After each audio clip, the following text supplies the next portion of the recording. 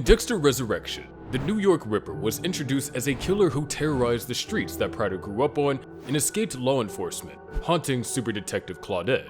Throughout the first couple episodes of the season, the mysterious killer is mentioned by Prder, Claudette, and Bautista, highlighting that the show's writers may have plans for this mysterious new character.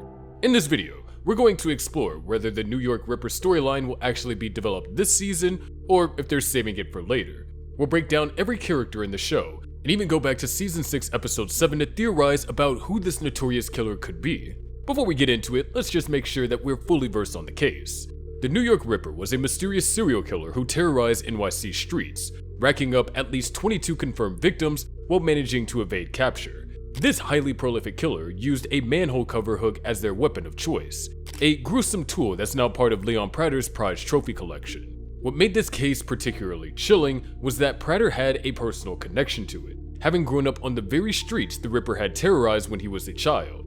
Detective Claudette Wallace obsessively pursued this elusive killer, but despite her reputation as a super detective, the New York Ripper was never caught, with old headlines still reading "No end in sight" and highly prolific serial killers still at large. With that now clear, let's get into the first theory. Leon Prder is the New York Ripper. The theory that Leon Prder is secretly the New York Ripper is a pretty interesting twist Dexter Resurrection could pull off. Think about it. This guy goes from being some rich serial killer fanboy to potentially being the most dangerous villain the show has had since Trinity. On the surface, Prder looks like your typical billionaire do-gooder. He throws fancy charity events for the NYPD and runs around playing venture capitalist during the day. But then at night, he's hosting these creepy dinner parties with actual serial killers, which is already pretty messed up when you think about it.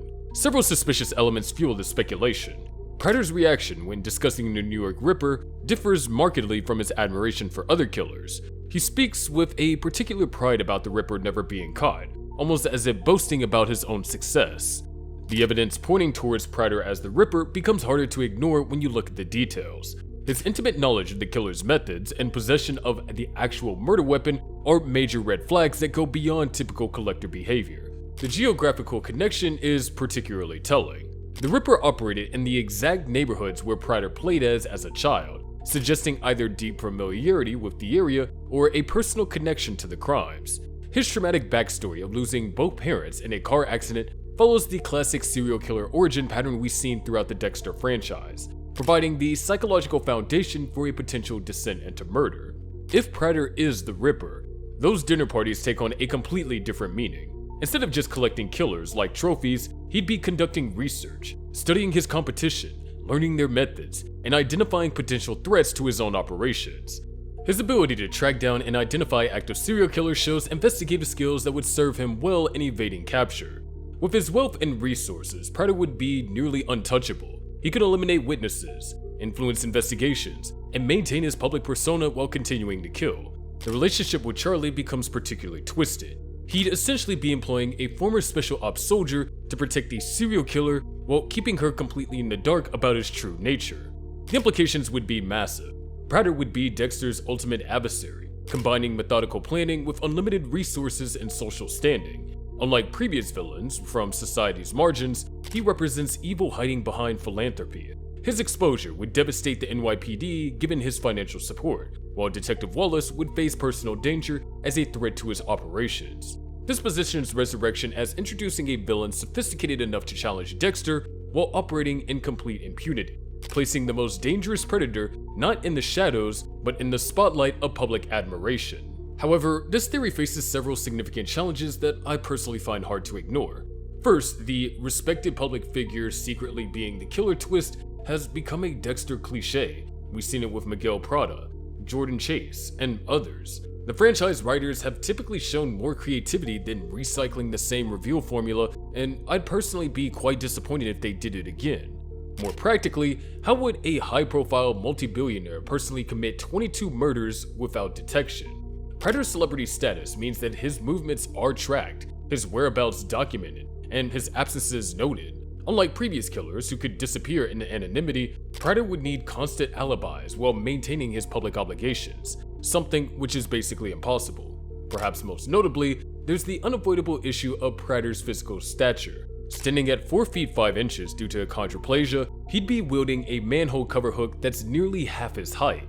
While we shouldn't underestimate anyone based on physical limitations, the mechanics of using such an unwieldy weapon against adult victims raises some practical questions. It's a bit like trying to commit murders with an oversized walking stick. Theoretically possible, but hardly efficient for a prolific serial killer. These factors suggest that while Prder makes an intriguing suspect, the reality may be less compelling than the theory appears. But before we move on to the next part of this video, I just want to remind you to subscribe if you're enjoying the content so far. While Leon Prder dominates the New York Ripper speculation, two other characters deserve honorable mentions in this twisted guessing game: Detective Melon Olivia and Charlie Brown. Look, I'll be honest, the evidence is practically non-existent for both of them, and I think that the chances of either being the Ripper are basically zero. But the Dexter franchise has built its reputation on shocking revelations that nobody sees coming, so even the most unlikely suspects are worth at least considering.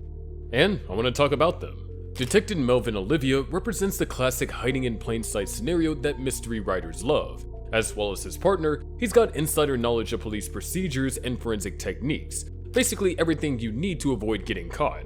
The franchise has shown us before that the people closest to the investigations often have the darkest secrets, like Trinity's Family Man act or the Ice Truck Killer's connection to Dexter. Olivia's quiet, reserved personality and tendency to let Wallace take the lead could be masking a calculating mind that has been studying every case they've worked together. Plus, his understanding of how Wallace investigates would make him perfectly positioned to stay one step ahead of her obsessive pursuit of the Ripper.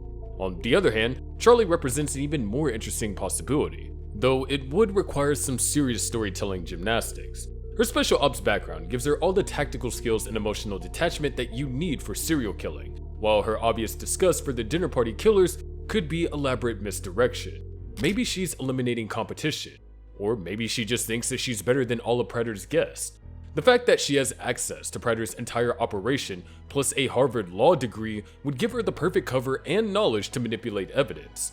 The irony of Prder unknowingly employing the very killer he's been obsessing over would be the exact kind of twisted reveal that the franchise loves. But here's the thing, both theories have the same massive problem. There's just not enough there. The writers haven't given us virtually any backstory for either character that would support such a huge revelation. Olivia is basically a supporting character we barely know anything about, and Charlie's motivations and history are still pretty unclear. Unlike other major reveals in the franchise, where the writers carefully drop breadcrumbs and build psychological depth, neither of these characters has shown the suspicious behavior patterns that usually hint at these kind of twists. Sure, the Dexter writers love their surprises, but they also know that a good plot twist needs proper setup, and that foundation just isn't there for either Olivia or Charlie as Ripper candidates. So I think it's pretty unrealistic. The next theory we have is that Jonah Mitchell could be the New York Ripper, which represents one of the most intriguing yet controversial connections fans have tried to make between Dexter Resurrection and the original series. And in order to make this make sense, we need to go back to Season 6.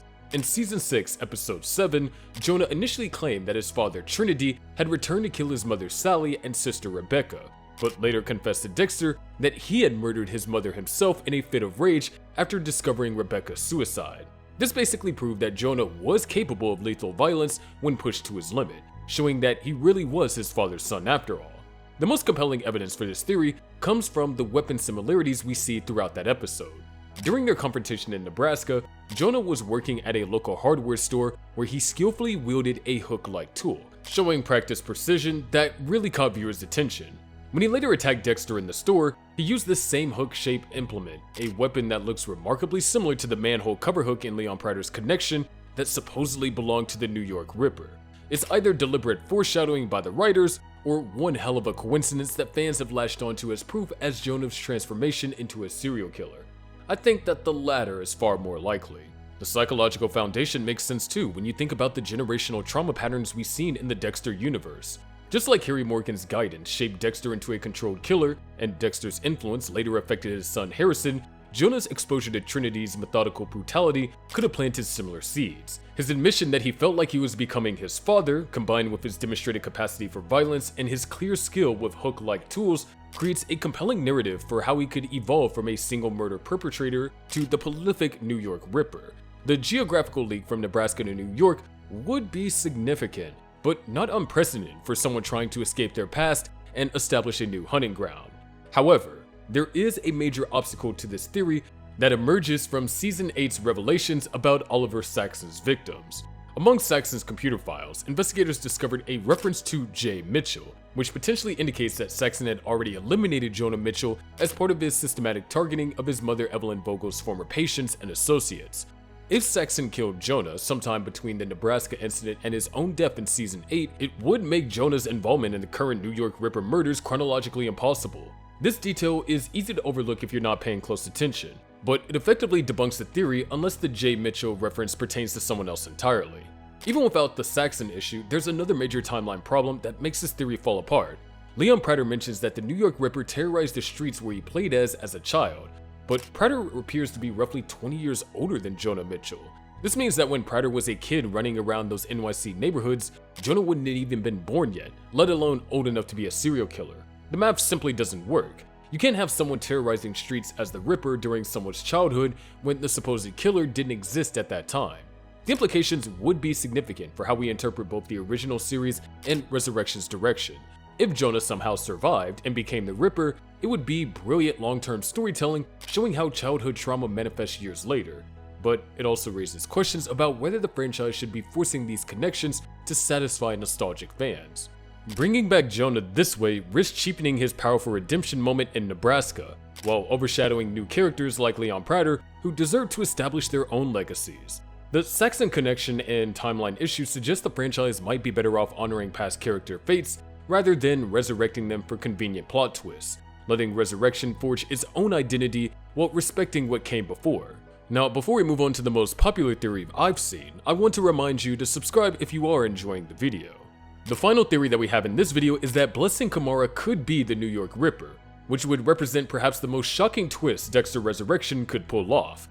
This would transform the show's most seemingly innocent character into its darkest villain, with the speculation centering on Blessing's tragic past as a child soldier and his unusually intimate relationship with Dexter potentially masking a sinister secret that would rival any revelation in franchise history. On the surface, Blessing appears as the perfect example of redemption and hope in Dexter's bleak world, a kind-hearted U-Car driver who radiates genuine warmth towards everyone he meets. Born in Sierra Leone, he was forced to become a child soldier for the Revolutionary United Front, where he was beaten, drugged, and compelled to commit horrific acts, including killing at least one person. His mother Prudence rescued him on his 13th birthday and brought him to New York, where he spent 30 years building a new life with his wife Constance and daughter Joy. It's basically the ultimate redemption story. A traumatized child soldier becomes a loving family man and community pillar. But here's where it gets interesting. The very openness with which Blessing discusses his dark past with Dexter could be seen as suspicious in a franchise that loves hiding killers in plain sight. During their conversation after Prudence's wake, Blessing reveals details about his childhood trauma, describing how he was forced to kill and do unspeakable things. His mother's advice to leave the past behind and never bring the darkness into my home could be interpreted not as healing wisdom, but as instructions for compartmentalization that any successful serial killer would need to master. The fact that he chooses this vulnerable moment to share these details with Dexter, a guy he's known for just weeks, might suggest a deeper recognition of kindred darkness rather than simple trust. Before the release of episode 6, I would have not believed this theory, but after hearing Blessing talk about his darkness, a key motif in the show for Murder, I'm not so sure anymore. Honestly, the timeline creates massive problems for this theory. If the New York Ripper has been terrorizing the streets since Leon Prder's childhood, and Prder appears middle-aged while Blessing looks older, the killings would have started decades ago, possibly when Blessing was still a child in Sierra Leone or had just arrived in America. For Blessing to be the Ripper, he would have to start his killing spree as a very young man, immediately after arriving in New York, which completely contradicts his established timeline of building a stable family and career over 30 years. Plus, there's the darkness he confesses to Dexter about. Blessing openly admits to killing someone as a child soldier, but he frames it as trauma he's overcome, not something he's continued or enjoyed. His genuine love for his family and community, demonstrated through years of consistent behavior, suggests a level of emotional connection that would be extremely difficult for a psychopathic serial killer to maintain convincingly for 3 decades. I'm just not too sure.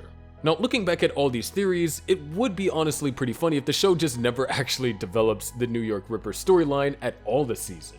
I mean, we spent all this time speculating about who it could be, analyzing every detail and connection, but there's a real chance the writers might just leave it as background flavor or save it for season 2 or 3. It's a classic case of Chekhov's gun. They introduce this mysterious killer and put the weapon right there in Prder's collection, so it feels like it has to go off at some point. But knowing how TV shows work, they might just be playing the long game here, letting this mystery simmer in the background while they focus on other storylines. The New York Ripper could easily become the overarching villain for future seasons, especially if they wrap up Leon Prder's storyline this year. It would actually be smart storytelling to establish the Ripper as this looming presence in season 1, then make them the main antagonist in season 2 or 3 when they need a fresh big bad. That would give them time to properly develop whoever the killer turns out to be, rather than rushing the reveal. Honestly, apart from Leon Prder, it would be way too cliché for any of these other characters to turn out to be the Ripper. The Jonah connection feels forced and doesn't work with the timeline. Blessing being the killer would undermine his entire redemption arc, and Olivia or Charlie just don't have enough development to make it meaningful. Prder at least has the setup, the resources, and the personal connection to make it work narratively, even if there are practical issues with the theory. But if they're going to do another respected public figure is secretly the killer reveal, they better have something really special planned, because that twist is getting pretty old at this point. I guess we'll just have to wait and see what the writers actually have in store for us, whether it's this season or down the line. If you enjoyed the video, make sure to subscribe, and I'll see you in the next one.